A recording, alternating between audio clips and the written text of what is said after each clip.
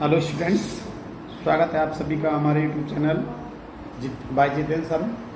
जैसे कि आप देख रहे हैं, आज हम इस वीडियो में कवर कराने वाले हैं जो लेसन 2 हमने आपको समरी और उसके शॉर्ट क्वेश्चन आंसर आपको अपलोड कर दिए हैं, आपने देख लिए होंगे हमारे चैनल पे। और इसके बाद अब हम उसी चैप्टर के जो दूसरा चैप्टर है लॉस्ट स्प्रिंग, अनीस जंग द्वारा लिखा हुआ। अब इस वीडियो में हम बात करते हैं लॉन्ग आंसर टाइप क्वेश्चंस की। देखिए, लॉन्ग आंसर टाइप क्वेश्चन जो स्टूडेंट जो बोर्ड के पेपर में आता है वो 7 नंबर का आता है और ये चैप्टर जो बहुत ही इम्पोर्टेंट है। हालांकि मैं आपको जो है जैसे ही हम ये आपके जो कोर्स है फिनिश हो जाएगा रीडर का, उसके बाद मैं आपको सेट्स वगैरह इस पर प्रोवाइड कराऊंगा, तो आप मेरे साथ बने रहेंगे, हमारे चैनल से जुड़े रहेंगे। तो देखिए, बात करते हैं पहले जो लॉन्ग आंसर टाइप क्वेश्चन है। Who was Sahib? What was the plight that compelled him to wander in the street of Delhi for rag picking? यानी इसका मतलब कहने का कि साहिब कौन था, और उसके बाद में जो है बताया गया कि साहिब को जो है ऐसी कौन सी मतलब उसके साथ मजबूरियां थी कि उसको दिल्ली की गलियों में कूड़ा करकट बीनने के लिए भटकने को बाध्य करती थी। ठीक है स्टूडेंट, अब इसके बाद देखते हैं इसके आंसर को। देखिए इसका answer, Sahib was a young boy who belonged to the family of rag pickers wandering in the street of Delhi with his friends. They were squatters from Dhaka, Bangladesh, where the storm has destroyed their green fields and homes. They were so poor that they could not go to school and unable to bear any other expense except fooding. In total, their poverty was the plight that compelled Sahib and others to wander in the streets of Delhi for rag picking. देखिए student, जान लेते हैं इसका मतलब क्या होता है कि साहिब एक कौन था। वो एक ऐसे परिवार से संबंध रखता था जो कि रैग पिकिंग जो करते थे, यानी कूड़ा बीनने वाले जो होते थे उनके मतलब परिवार से बिलोंग करता था। और wandering in the street of Delhi, और वो घूमता था, घूमने वाला जो है दिल्ली के जो गलियां थी उनमें अपने मित्रों के साथ वो घूमा करता था कूड़ा बीनता हुआ। ठीक है, दे वर स्क्वेटर्स फ्रॉम ढाका। और ये जो साहिब है ये आया कहाँ से था? ये साहिब जो है इसके परिवार वाले यानी करीब 10,000 लोग, उससे भी ज़्यादा लोग जो है वो जो बांग्लादेश की राजधानी है ढाका, वहाँ से आए थे। वहाँ के वो शरणार्थी थे। Where the storm has destroyed their green fields and homes. ये क्यों आए थे वहाँ से? क्योंकि उन जो स्टॉर्म हैं यानी तूफान है, उसने जो है उनके जो ग्रीन फील्ड्स थे, हरे भरे खेत थे और उनके घर थे, सबको नष्ट कर दिया था। इसलिए उन्होंने वहाँ से पलायन किया और ये हमारे देश में आ गए, भारत में आ गए। They were so poor that they could not go to school. और वो इतने गरीब थे कि वो विद्यालय भी नहीं जा सकते थे बच्चे। And unable to bear any other expense. और वो अन्य खर्चा जो होता था उसको भी उठाने के लिए वो समर्थ नहीं थे, असमर्थ थे। एक्सेप्ट फूडिंग, यानी खाने को छोड़ करके, बस वो खाना के लिए अपना कमा पाते थे रैग पिकिंग करके जैसे भी थे। In total their poverty was the plight that compelled Sahib. और कुल मिलाकर के बात यहाँ आती है कि उनकी एक गरीबी थी। गरीबी ही एक ऐसा कारण था कि उनको जो है बच्चों को, जो साहिब और रैग पिकर्स और थे, उनको सबको जो है बाध्य किया दिल्ली की गलियों में कूड़ा बीनने के लिए। ठीक है स्टूडेंट, आगे चलते हैं। क्वेश्चन नंबर सेकंड देखिएगा। Children like Sahib often go for private jobs in every small age. Is this their final destiny? How can such situation be over? यानी ये कह रहा है कि चिल्ड्रन लाइक, यानी जो साहिब के साथ के जो बच्चे थे, अक्सर वो क्या करता था, वो कोई निजी नौकरियां जो करते थे, करने लगते हैं। क्या यही उनका अंतिम हासिल होता है? यानी क्या यही उनका सिर्फ भाग्य है? How can such situation be overcome?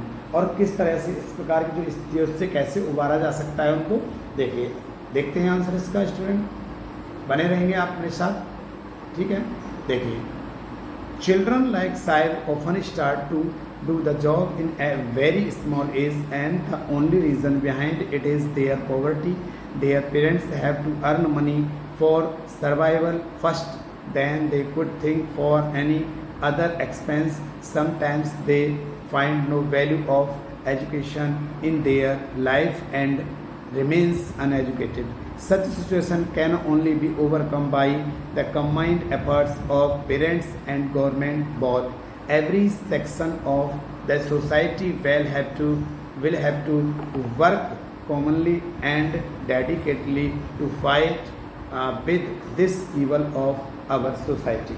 ठीक है स्टूडेंट, अब देखेंगे इसको, यानी चिल्ड्रन यानी जो बच्चे थे, साहब के जैसे बच्चे थे, अक्सर वो बहुत छोटी उम्र में इस तरह की नौकरियां करना जो है वो शुरू कर देते थे। ठीक है, इसका कारण क्या था? The reason only it is their poverty. बस इसका क्या कारण था? इसका कारण ये था कि उनकी गरीबी थी बस। और इसके बाद उनके अभिभावकों को जो है सर्वप्रथम क्या करना पड़ता था? अपने अस्तित्व के लिए पैसा भी कमाना पड़ता था। ठीक है, earn money for survival first, कमाना पड़ता था। They could think for any other expensive. अगर वो उनकी बात करें तो वो जो है अपना कभी थोड़े से धन के लिए अगर वो सोच भी पाते थोड़ा बहुत, और फिर वे सोच पाते हैं, और फिर क्या होता है? Sometimes they find no value of education in their life and remains uneducated. और फिर क्या होता है? कभी कभी वे अपने जीवन में शिक्षा का कोई महत्व तो नहीं समझते हैं और अशिक्षित ही रह जाते हैं। ठीक है स्टूडेंट, अब इसके बाद देखेंगे क्या है? Such situation can only be overcome by the command. अब जो ऐसी स्थिति थी, इस स्थिति से कैसे उबरा जा सकता था?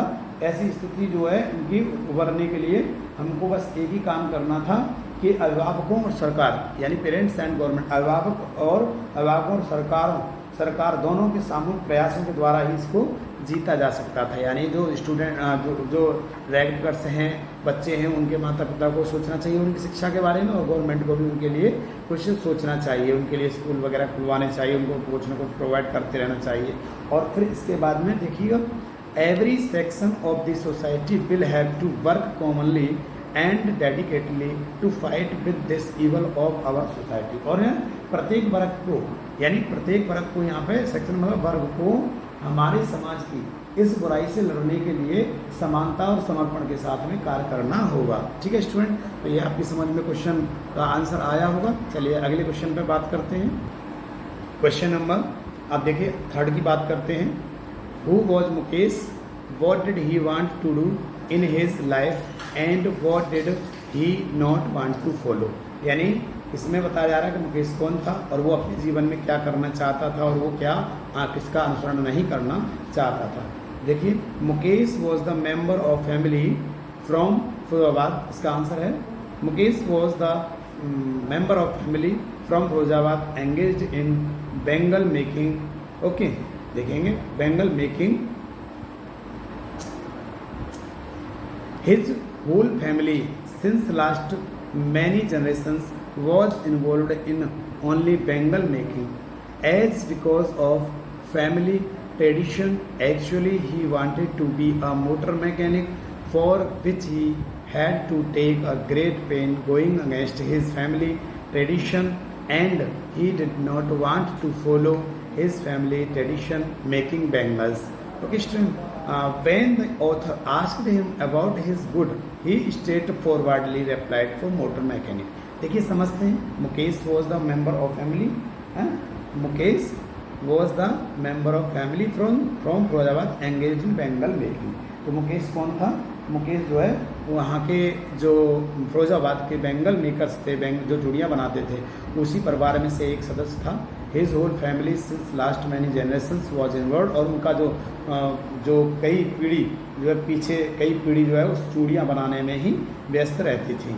ठीक है, और as because of family tradition, जैसे कि बताया कि फैमिली की जो परंपरा के कारण actually he wanted to be a motor mechanic. और वो जैसा कि बताया गया वास्तविकता तो ये थी कि वो एक मोटर मैकेनिक बनना चाहता था। For which he had to take a great pain going against his family, जबकि उसको ये मोटर मैकेनिक बनने के लिए उसके अपने परिवार के विरुद्ध जाने के लिए बहुत ज़्यादा उसको जोखिम उठाना पड़ेगा।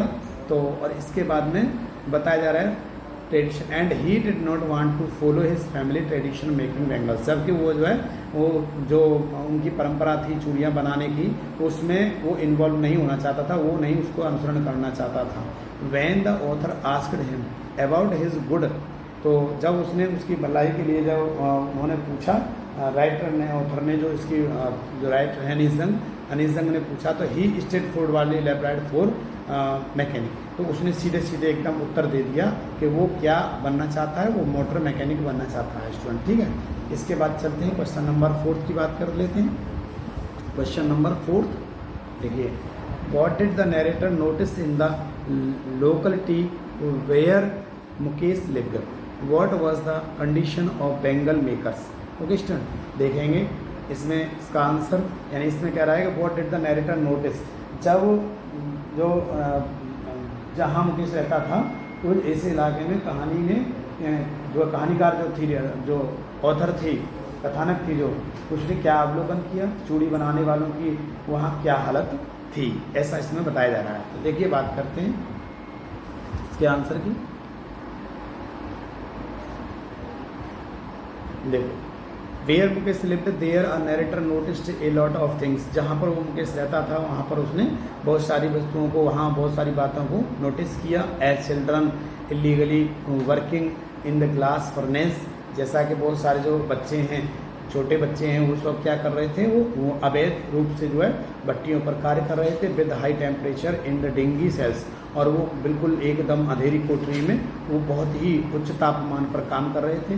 Without air and light stinking choked lens with garbage, और वो जो बच्चे काम कर रहे थे वहाँ बिल्कुल कोई भी हवा नहीं पास हो रही थी, हवा नहीं जा रही थी, और किसी प्रकार की वहाँ लाइट भी नहीं थी, और जो गलियाँ थी वहाँ कूड़े से वो बिल्कुल भरी पड़ी थी, चॉक्ड थी। ठीक है स्टूडेंट, इसके बाद there the narrator notice that the condition bangle makers, तो condition of bangle makers was very pitiable, और उसने ये भी बात नोटिस की वहाँ पे, ध्यान दिया, अवलोकन किया कि जो उनकी कंडीशन थी, अवस्था थी, बहुत ख़राब थी, दयनीय थी, है ना।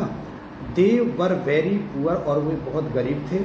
Even after having the lunch, यानी वो लंच जैसे कर लेते थे तो there was surety of dinner, तो क्या होता था, उनकी जो निश्चित भी ये नहीं रहता था कि उनको जो है शाम का भोजन मिल पाएगा, या बड़ी मुश्किल से उसको कमा पाते थे, इतना वो उनकी कंडीशन थी। Their income was too low that they were unable to send their children to school.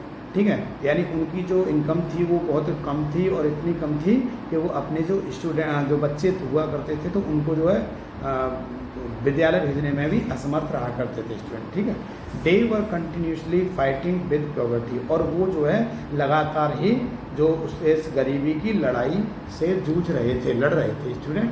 ठीक है, इसके बाद अगले क्वेश्चन की बात कर लेते हैं। देखिए स्टूडेंट, बात करते हैं अगले क्वेश्चन की। क्वेश्चन नंबर 5 है, every other house in Firozabad is engaged in industries, glass industries. In every other yard there finds a spiral of bangles. Even then, the makers remain in miserable condition. What are the reasons? Explain with the suggestions to overcome this situation. देखिए, अब बात करते हैं, यानी प्रत्येक जो फिरोजाबाद में प्रत्येक घर था वो किसमें व्यस्त रहता था, अपनी ग्लास इंडस्ट्रीज में, और प्रत्येक घर में वो चूड़ियाँ बनाई जाती थी, फिर भी वहाँ पर क्या चूड़ियाँ मिलती थी। और इसके बाद में हम देखेंगे even then the makers remain, और इतना काम करने के बाद भी, यानी हर दूसरे आंगन में चूड़ियों के जो चक्कर मिल जाते हैं, फिर भी बनाने वाले जो दयनीय, चूड़ी बनाने वाले जो दयनीय हालत में रहते हैं। ठीक है, क्या कारण है, यानी इसमें कह रहा है इसमें कि what is the reason, what are the reasons, क्या कारण हैं, और इनके स्थिति जो है उभरने के सुझाव को वर्णन कीजिए, बताइए कैसे स्थिति से सुधरा जा सकता है। तो स्टूडेंट देखेंगे इसका आंसर, इसका आंसर रहेगा student answer number 5।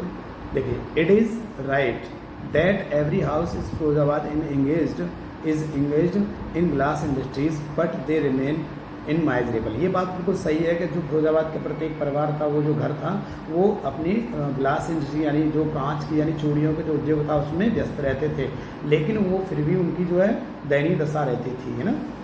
The reasons behind it are a lot in many ways, यानी बहुत सारे कारण इसमें हैं, क्योंकि as since generations they have been engaged only bangle making. यह पहला कारण ये था कि जो उनके जनरेशन से यानी उनकी पीढ़ी दर पीढ़ी जो ये काम चल रहा था उसी काम में वो इन्वॉल्व होते जाते थे जैसे जैसे उनकी पीढ़ी आती जाती थी।